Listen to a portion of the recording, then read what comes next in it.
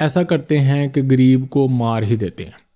جی آپ نے صحیح سنا، غریب انسان کو ہم مار دیتے ہیں، زیادہ نہیں، 7-8 منٹ کے لیے۔ ان 7-8 منٹ میں آپ سے ڈسکس کروں گا پاکستان کی کچھ بیسک سٹیٹسٹکس، اور وہ لوگ جو بار بار پوچھتے ہیں یا کہتے ہیں کہ غریب بندہ کیا کرے، گردے کا غریب مریض اپنے مرض کی مینجمنٹ کیسے کرے، وہ ایکچول میں ہے غریب نہیں، وہ ذہنی طور پہ غریب بنا ہوا ہے، اسپیشلی جب اس کی ہیلتھ کی باری آتی ہے، ڈاکٹر کو دکھانے کی باری آتی ہے۔ پھر واپس ہم غریب بندے کو زندہ کریں گے اور بتائیں گے کہ اس کے لیے ہم کیا کر سکتے ہیں۔ اس ایپیسوڈ کو آپ نے میری طرف سے سال 2025 کا گفٹ بھی سمجھنا ہے، میری فیوچر پالیسی بھی سمجھنی ہے، اور میرے سارے کام کو سمجھنے کی کوشش بھی کرنی ہے اسی ایپیسوڈ سے۔ السلام علیکم، ڈاکٹر ویس زکا from expert council clinic of Lahore, اپنے گھر والے اسٹوڈیو سے، اپنے وطنوں سے۔ پاکستانی گورنمنٹ کی سٹیٹس کے مطابق تقریباً 22% لوگ غریب ہیں، جس کا مطلب ہے کہ ان کی انکم $10 پر منتھ سے کم ہے، 3,000 روپے سے کم ہے۔ ورلڈ بینک یا انٹرنیشنل ادارے کہتے ہیں کہ یہ نمبر تقریباً 40% ہے، جو کہ میرا اپنا بھی اندازہ ہے، اور باقی پیچھے رہ جاتی ہے مڈل کلاس اور رچ کلاس۔ تو بڑے آسان الفاظ میں کوئی 12-14 کروڑ غریب بندہ ہے میرا خیال ہے، بیچ میں کوئی 10 کروڑ آپ مڈل کلاس لگا لیں، اور کچھ لاکھ یا مور دین ملین لوگ جو ہیں وہ بہت امیر ہیں۔ اب جو غریب ہے اس کو ہم نے مار دیا 7-8 منٹ کے لیے، جو امیر ہے اس کی ہماری ٹینشن نہیں ہے، کیونکہ اس کی آپ ٹینشن نہیں لیں گے، وہ دبئی چلا جائے گا، UK چلا جائے گا، امریکہ چلا جائے گا علاج کرنے کے لیے۔ اب جو اصل میں یہ ڈائلاگ مارتی ہے کلاس، جی غریب بندہ کیا کرے، غریب کیسے علاج کروائے، وہ ہے یہ مڈل کلاس۔ اس نے اپنے آپ کو یا کسی نے اس کو ذہنی طور پہ غریب بنا دیا ہوا ہے۔ اب ہم ڈسکس کرتے ہیں کہ یہ مڈل کلاس جو ہے، جو اپنے آپ کو غریب سمجھتی ہے، اسپیشلی جب ہیلتھ کیئر کی باری آتی ہے، تو وہ کیا کر سکتی ہے۔ اب اس میں سب سے پہلے میں سٹارٹ کرتا ہوں ہیلدی لائف سٹائل سے۔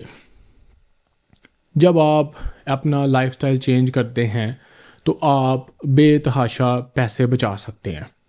یہ ابھی ہم بیمار بھی نہیں ہوئے، آپ ابھی کوئی ٹیسٹ نہیں کروانے گئے، آپ نے اپنا 200 روپے والا بلڈ پریشر بھی چیک نہیں کروایا، آپ نے صرف اپنے آپ کو یوٹیوب کی ویڈیو دیکھ کے ایجوکیٹ کرنا شروع کیا، آپ کے پیسے بچنے شروع ہو گئے۔ وہ میں آپ کو بتاتا ہوں کیسے۔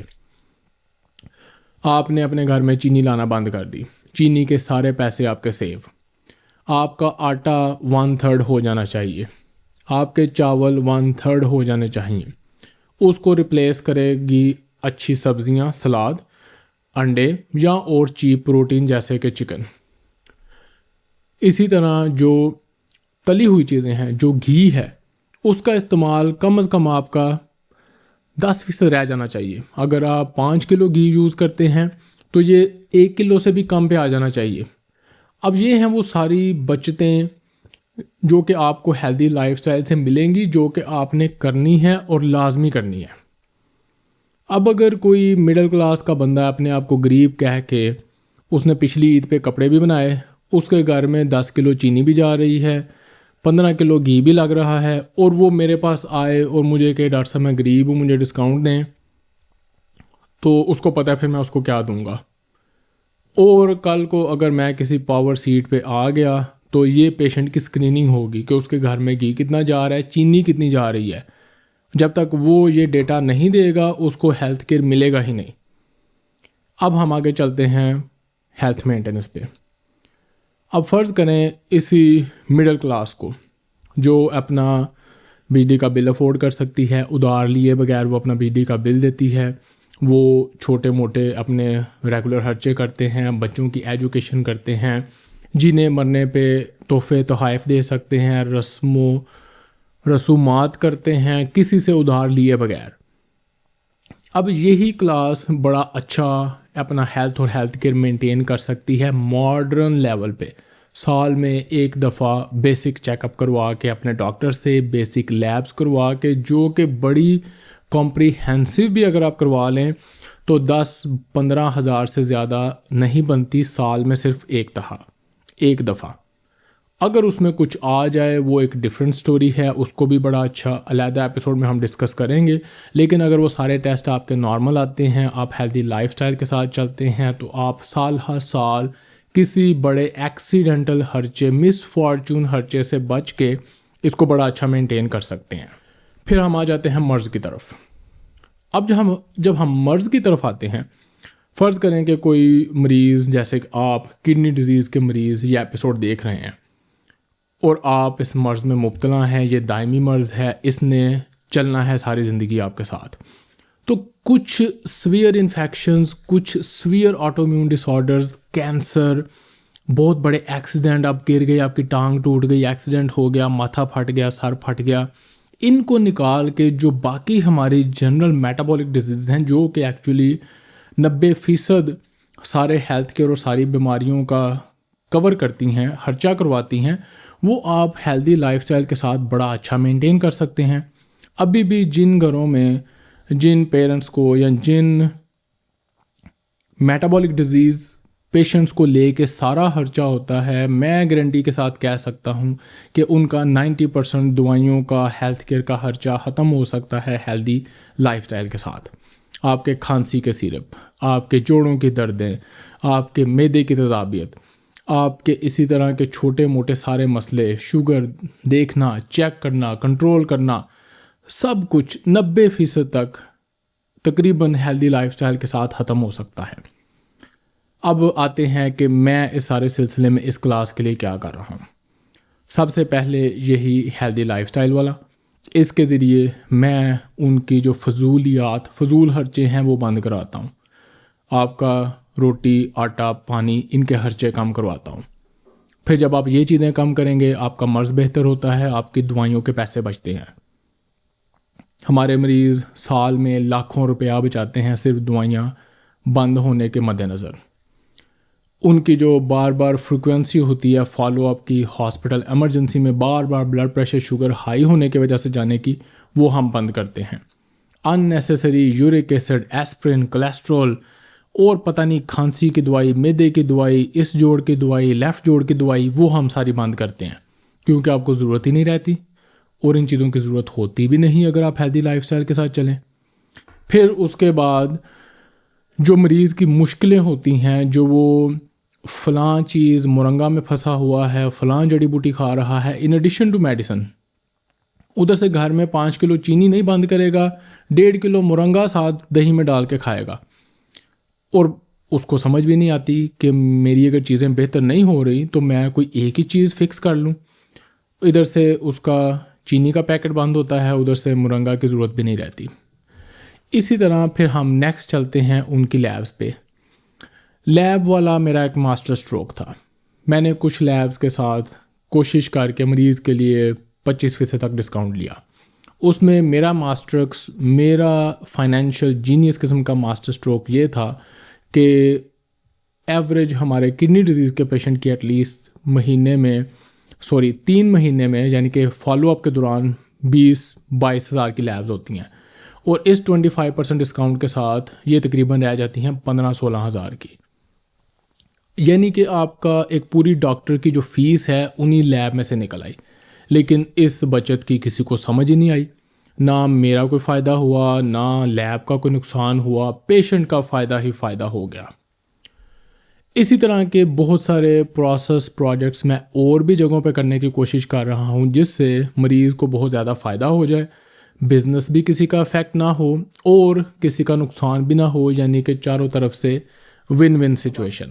اب آپ پوچھیں گے یا کہیں گے کہ ڈاکٹر صاحب یہ تو لیب ویسے ہی دے دیتی ہے، اس میں آپ کی کیا کوئی اسپیشل بڑائی ہے؟ اس میں بڑائی میری ایز اے ڈاکٹر ہونے کے ناطے ہے. لیب تو اپنا بزنس کرنے کے لیے آپ کو کرتی ہے، لیکن کوئی ڈاکٹر کیا آپ کے لیے اس طرح کی ایفرٹ کرتا ہے؟ آپ نے کبھی کسی ڈاکٹر کے منہ سے سنا ہے جی میری وجہ سے آپ کو 25% یا 20% ڈسکاؤنٹ ملے گا؟ تو یہ میری بڑائی ہے میری طرف سے، جس کے لیے کہ میں بڑی ایفرٹ کرتا ہوں. لیبس کے ساتھ اس طرح پیشنٹ کے لیے ڈسکاؤنٹ کرنا آسان نہیں ہے، وہ میں آپ کو فیوچر والی بزنس ایپیسوڈز میں بتاؤں گا.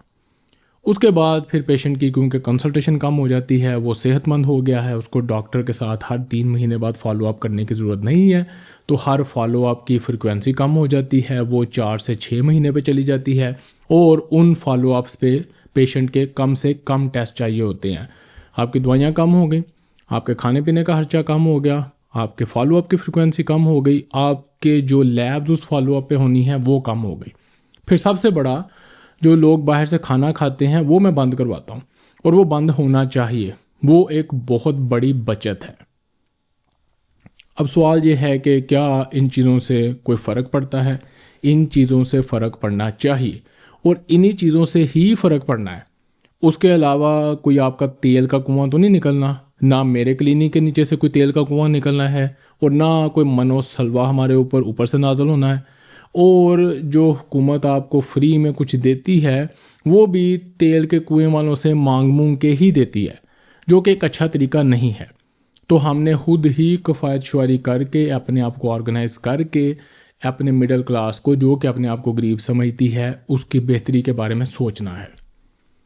اب ہم چلتے ہیں کہ اس مڈل کلاس کے بارے میں سوچتا کیوں نہیں ہے کوئی، اور جس طرح میں آپ کو ایجوکیٹ کر رہا ہوں کہ آپ غریب نہیں ہیں، صرف آپ کو کسی نے وہم ڈال دیا کہ آپ غریب ہیں، اس طرح باقی کیوں ایجوکیٹ نہیں کرتے. اس کا بہت بڑا ایشو ہے کہ ہمارا سارا فوکس رہتا ہے غریب پہ، وہ والا غریب جو غریب ہے بھی نہیں اور ہیلتھ کیئر میں آ کے غریب بن جاتا ہے. اس کی وجہ ہے ہماری ریلیجیس طرز فکر، جو کہ میرا اپنا خیال ہے کہ ہم نے اس کو کانسیپٹ کو توڑ مڑوڑ کے غلط کر لیا ہوا ہے. اس کا نقصان یہ ہے کہ کوئی بھی بندہ، کوئی بھی میری طرح کا انٹیلیجنٹ بریلینٹ انسان بزنس میں اچھے ماڈل کو لے کے چلنے میں نہ کوئی بہت بڑی بہادری سمجھتا ہے، نہ کوئی ریلیجیس ثواب سمجھتا ہے. میری طرح ریلیجیس یا آخرت کے لیے صرف اسی چیز کو سمجھتے ہیں جو آپ چیریٹی میں مرتے ہوئے بندے کے لیے کرتے ہیں، کیونکہ اس میں گلوریفیکیشن زیادہ ہے، اس میں آپ بیٹھ کے شو مار سکتے ہیں. آپ روزانہ کے 100 مریض دیکھیں ایز اے ڈاکٹر، میں نہیں دیکھتا لیکن جو دیکھتے ہیں، آپ 100 مریض روزانہ کے دیکھ رہے ہیں، آپ کوئی اچھا کام پاکستان کی سائنس میں نہیں کر رہے. میری نظر میں بہت اچھا کام کر رہے ہیں، لیکن وہ ڈاکٹر کوئی کام نہیں کر رہا، حالانکہ وہ 100 مریضوں کی خدمت کر رہا ہے ڈائریکٹلی انڈائریکٹلی. وہی ڈاکٹر سال میں کہیں پہ بیٹھ کے 100 مریض مفت میں دیکھ لے گا، بے شک وہ امیر ہو غریب ہو ڈاکٹر صاحب تے مفت علاج کر دینے، ڈاکٹر صاحب تے مفت دیکھ دینے 100 مریض. اور وہ جو بیچارہ اپنا سارا دن ساری فیملی کمپرومائز کر کے 100 مریض دیکھ رہا ہے، اس کا نہ اس کے ذہن میں اس کے لیے کوئی وہ بہت بڑا کام ہے، اور سوسائٹی کے ذہن میں تو ہے ہی نہیں. ہم نے اس سوچ کو چینج کرنا ہے. اس کی بڑی اگزامپل میں دیتا ہوں کہ آپ 2-3 بڑی لیبز پاکستان کی لیں، پورے پاکستان میں ان کا نیٹ ورک ہے، وہ کام کر رہے ہیں، کروڑوں لوگوں کو لیب کر کے دے رہے ہیں، جو کہ اگر وہ نہ ہوتے تو نہ ہوتی، اور اسی طرح لاکھوں جابز کریٹ کر رہے ہیں، ایک اچھا سسٹم چلا رہے ہیں. لیکن وہ میرے خیال سے خود بھی اس کو کوئی بہت بڑا کام نہیں سمجھتے، اور دنیا تو سمجھتی ہی نہیں، کیونکہ وہ بزنس ہے. اب مجھے نہیں سمجھ آتی کہ اس کے علاوہ کوئی اور کیا اچھا کام کرے. وہ اچھا کام سمجھا جاتا ہے جی کہ چیریٹی کریں، بھیک دیں، بھیک پہ لوگوں کو لگائیں. میں اس کے بڑا سا خلاف ہوں. چیریٹی ضرور ہونی چاہیے، چیریٹی ایک چھوٹا سا سیکشن ہونا چاہیے، ہڈن ہونا چاہیے. یہ ایک دکھی سیکشن ہے، سوسائٹی کے لیے بھی دکھی ہے جس کو چیریٹی چاہیے، اور جس سوسائٹی کو چیریٹی کرنی پڑ رہی ہے اس کے لیے بھی بہت بڑا دکھ ہے.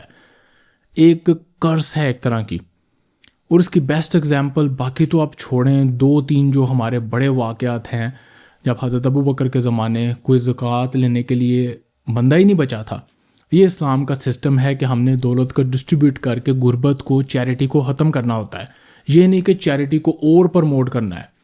اسی طرح پچھلے دنوں جب میں مدینہ گیا تو وہاں پہ حضرت سلمان فارسی کا جب میں نے کنواں دیکھا، تو وہ حضور پاک صلی اللہ علیہ وسلم نے ان کو اس لیے بنا کے دیا، یا ان کے ساتھ بنایا اور ساتھ باغ بنائے، تاکہ وہ ان کھجوروں کو بیچ کے اپنی سلیوری سے نکلیں. تو یہ ہے ہمارا اسلام کا کانسیپٹ کہ ہم نے غربت سے نکالنا ہوتا ہے. کوئی بھی مہذب یافتہ قوم دنیا کی غربت کو پروموٹ نہیں کرتی. غربت کو ضرور پروٹیکٹ کرتی ہے، غریبوں کو وہاں سے نکالنے کی کوشش کرتی ہے۔ ہم نے غریب کیا کرے کر کے مریض کو اور غریب نہیں بنانا، اس کو عزت دلانی ہے، اس کو بتانا ہے کہ تم غریب نہیں ہو، تم اس غربت سے باہر نکلو۔ اور وہ ڈگنیفائڈ طریقے جو میں نے آپ کو بتائے ہیں کہ آپ اپنی صحت کو بہتر کریں، دوائیوں کے ایکسپینسز کم کریں، آپ اپنے کھانے پینے کے خرچوں کو کنٹرول کریں، بہتر کریں، ہیلدی سائڈ پہ لے کے آئیں۔ یہ وہ ڈگنیفائڈ چیزیں ہیں جن سے کسی کی بےعزتی بھی نہیں ہوگی اور اس کو یہ بھی محسوس نہیں ہوگا کہ مجھے چیریٹی مل رہی ہے، میں کوئی مفت میں علاج کروا رہا ہوں۔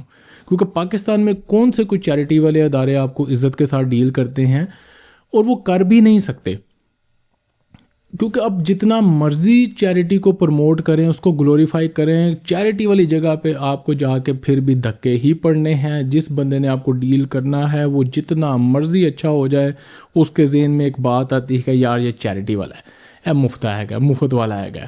بڑا انفارچونیٹ ہے۔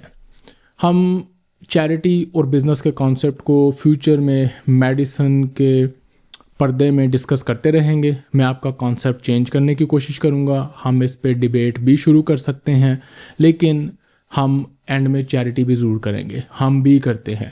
میری کوشش ہوتی ہے کہ جو بندہ ڈیزرونگ ہے، جس کے پاس فیس نہیں ہے، اس کو میں خاموشی سے کسی طریقے سے ڈسکاؤنٹ دوں، اس کی جو بھی ہیلپ ہو سکتی ہے میں کروں، لیکن یہ چھوٹا سا ہڈن پورشن ہونا چاہیے۔ اسی طرح جس طرح کہ حضور پاک صلی اللہ علیہ وسلم نے فرمایا کہ آپ ایک ہاتھ سے چیریٹی دے کے دوسرے کو پتہ نہ لگنے دیں۔ ایپیسوڈ کو ہم کلوز کرتے ہیں کہ غریب بندہ کیا کرے۔ سب سے پہلی بات، جو بہت غریب بندہ ہے اس کے لیے ہمیں ہر طرح سے پوری کوشش کرنی چاہیے، ایز اے انسٹیٹیوشن اور ایز اے انڈیویجول۔ اس کے لیے بہت کچھ کیا بھی جا سکتا ہے، ہو بھی رہا ہے، لیکن اس کو ہم نے زیادہ ڈگنیفائڈ طریقے میں لے کے آنا ہے۔ ابھی ہماری میجر ڈسکشن ہے مڈل کلاس کی۔ مڈل کلاس جو کہ اپنے آپ کو غریب سمجھتی ہے اور اس نے اپنا کانسیپٹ خراب کر لیا ہوا ہے، ہم نے اس کو ایجوکیٹ کر کے اس غریب ذہن سے باہر نکالنا ہے۔ اور تیسرا، پھر ہم نے امیروں سے تھوڑی سی نیگوسیشن کرنی ہے، جو تو ولنگ ہیں اپنی دولت شیئر کرنے کے لیے، ان کے ساتھ ہم کریں گے اچھے طریقے کے ساتھ، ون ون سچویشن میں دولت ایکسپینڈ کر کے۔ اور جو آپ کو غریب رکھنا چاہتے ہیں، آپ کو لوٹنا چاہتے ہیں، ان سے ہم کشتی کریں گے اور ایک پوری فسٹ فائٹ ہوگی۔ غریب کو اب واپس زندہ کرتے ہیں۔ غریب ہماری سوسائٹی کا حصہ ہے، اس پہ ہمیں ہر وقت نظر رکھنی چاہیے، لیکن سب سے پہلی ایفرٹ اس کے لیے ہونی چاہیے اس کو غربت سے باہر نکالنے کے لیے۔ اور یہی میرے خیال سے سب سے مؤثر اور وہ والا طریقہ ہے جس سے وہ کمیونٹی میں واپس آئے گا، کمیونٹی میں کنٹریبیوٹ کرے گا اور ترلے منتوں سے، مفت کے علاج سے باہر نکلے گا۔ اس کو وقتی طور پہ مفت علاج، بہت سستا علاج دیا بھی جانا چاہیے۔ انڈیویجولی مجھے پتہ ہے آپ لوگ بھی کرتے ہیں، میں بھی کرتا ہوں، میرے گھر والے بھی کرتے ہیں، لیکن ہم اس سے اور بہتر بھی کر سکتے ہیں۔ اس ایپیسوڈ کو آپ میری 2025 کی پالیسی سمجھیں۔ آپ کی اپنی اوپینین، آپ کے ایکسپیرینس، آپ کے ویوز کا مجھے انتظار رہے گا۔ ملاقات ہوگی اگلی ایپیسوڈ میں۔ اللہ حافظ۔